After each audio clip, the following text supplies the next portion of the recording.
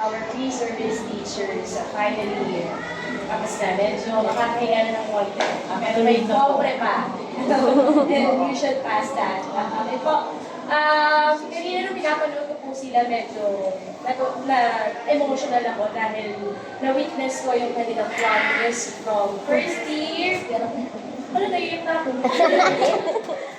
From first year to fourth year. From hindi medyo makaturo hanggang sa grabe yung performance nyo. So, napuntahan naman namin na lahat yung mathematics major. And this batch, grabe. Kumbaga, walang tapon. Walang tapon kayo. And of course, that would not be possible without the proper guidance and without the help of Ma'am Cha, master teacher sa pagtatama ng lesson plan, and of course, na inyong cooperating teachers doon sa mga bagay na dapat tandaan at hindi dapat gawin during teaching and learning process.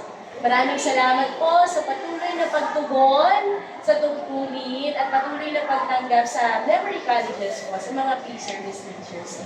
At sana po ay ihulman niyo po ulit yung ating university.